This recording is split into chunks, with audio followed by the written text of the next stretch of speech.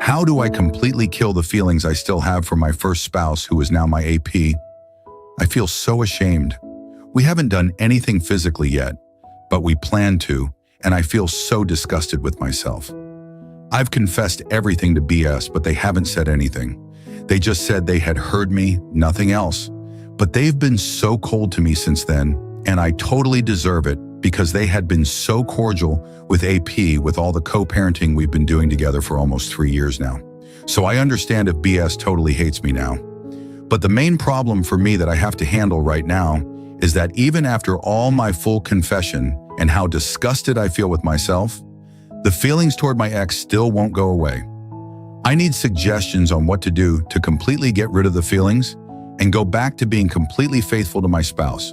For better context, I got married to my first spouse, AP, when we were really young, 22 and 23. We already had a kid on the way before we got married, and we were so in love.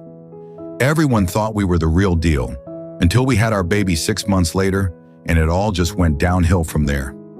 The feeling that we had missed the life we had ahead of us to be parents hit us hard. We had to take on more jobs to meet up without cost of living as new parents. It became hell. We ended becoming very mean to each other and finally settled for a divorce. My mom helped raise our child while I worked on getting my life back together. I went back to school to get a master's and got my dream job. AP packed their stuff and left town, but they always called my mom to check on our child and sent money, more than they were even obliged to. I got married to my BS 6 years after my first marriage. They're about 7 years older than me, and it's been a great marriage. They're wonderful to me. Their stepchild and our 3 kids together.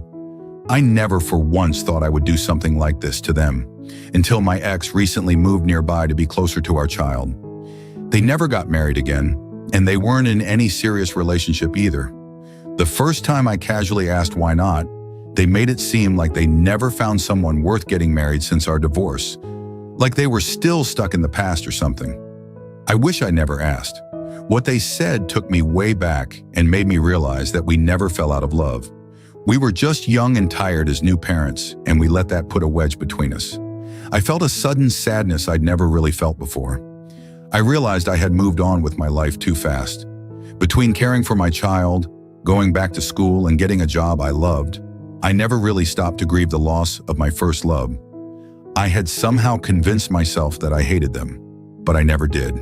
I just repressed all my feelings successfully, and now they're back with a big bang.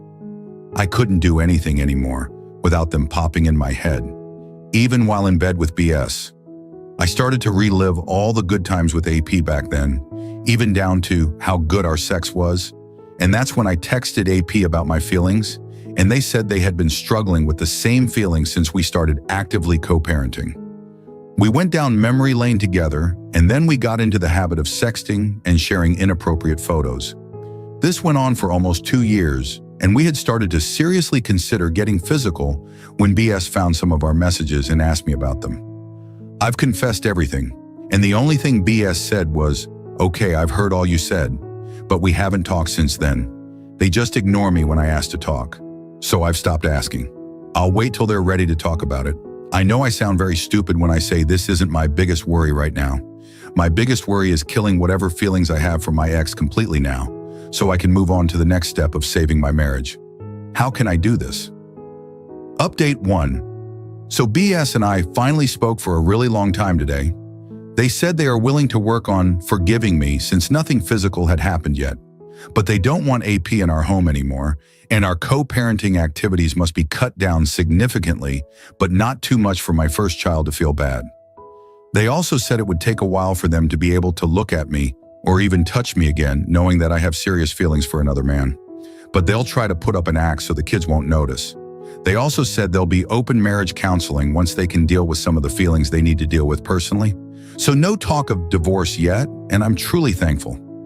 Now, what I really need to work on now is cleansing my mind and then focus on saving my marriage. AP and I have stopped chatting completely, and I hardly ever see them now. They just wait outside in the car whenever they come to get the kid. I'm thankful for all your suggestions. More suggestions are welcome, please. Update 2. I never imagined I'd be back here with an update like this. but I feel like I'm losing my mind and I don't know where else to turn. Anybody remembers, me and betrayed spouse were in reconciliation. I was determined to make things right with my husband and rebuild our marriage. My husband has been distant but still willing to work through things, and we even started discussing marriage counseling. I had cut off all contact with my ex, AP, and was doing my best to focus on my family. I was truly committed to moving forward, but then everything fell apart again. A few days ago, my ex came to drop off our child at my place. I hadn't seen them in weeks, and even though I had been trying so hard to push my feelings aside, seeing them again brought everything rushing back.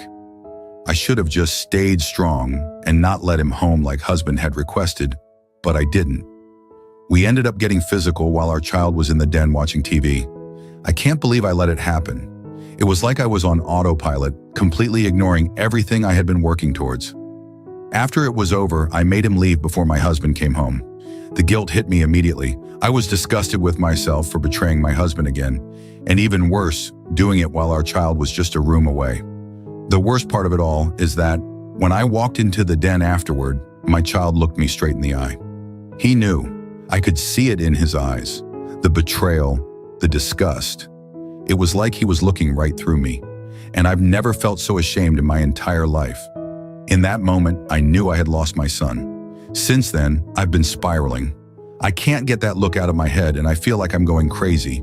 I've barely slept, and I can't focus on anything. I know I've messed up so badly, and I'm terrified that I've ruined any chance of saving my marriage. I don't know what to do anymore, and the look in my child's eyes, it's haunting me. I know I don't deserve forgiveness, but I want to do whatever it takes to try to save my marriage and repair the damage I've done to my family. I'm desperate. I'm so scared I've lost everything. Final update. Yesterday was the day my marriage ended. I knew it had happened.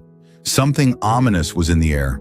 When my husband sat me down with tears in his eyes and told me that he knew, I knew my life would never be the same. He knew everything. I didn't need to say anything. He had already made up his mind. He told me that it was best if I left the house and went to stay with my mom. The words hit me like a ton of bricks. We both cried, but I knew there was nothing I could say to change his mind. The look in his eyes was one of finality, and I knew it was too late to fix anything. I'm almost certain that our son told him what happened. I don't blame him for it. I can't. He was just a child caught in the middle of something terrible that I created. I betrayed not only my husband, but also the trust of my own child. The guilt is overwhelming, and I hate myself and my ex. I have to leave my kids with my husband. He wants me to leave them with me. I think it's for the best too, because my mom's place is not big enough. The thought of not seeing them every day, not being a part of their daily lives, is tearing me apart. For the first time, I wish I had never let my ex in that one day. Leaving my home and my family behind is the hardest thing I've ever had to do. This is my new life now, and the reality is frightening. Tomorrow, I'll be moving out, and it feels like the end of everything I've ever known. Maybe it really is. I dread my mom's reaction. She's always hated my first husband, said always that he's a sneaky bastard, and now I have to go to her, and I've proven her right. I'm not sure how she'll react, but I know it won't be good. I just hope she won't kick me out. I really won't have anywhere to go if she does. Looking back, I can see how I got here. My ex was like an addiction, something I knew was wrong but felt powerless to stop. I never stopped loving my husband, even during the affair, but I think it's a different kind of love than I had for my first husband. My relationship with my first husband was fire, but it sizzled and burned fast. With my second husband, my love was mellow, but he was my everything. My rock, my safe place. I loved the stability, the safety he provided me with, unlike my first husband. But in the end, I think my love for him was entirely different.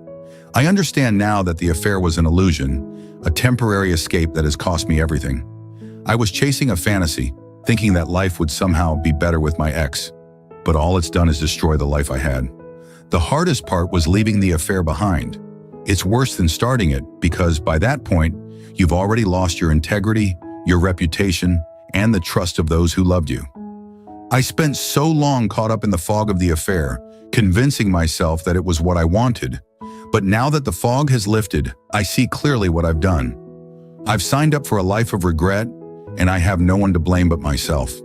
This is my reality now, and it's going to be a long, hard road to putting my life back together, if that's even possible. I'm not sure where to go from here, but I know I have to face the consequences of my actions and try to find a way forward, even if it feels impossible right now.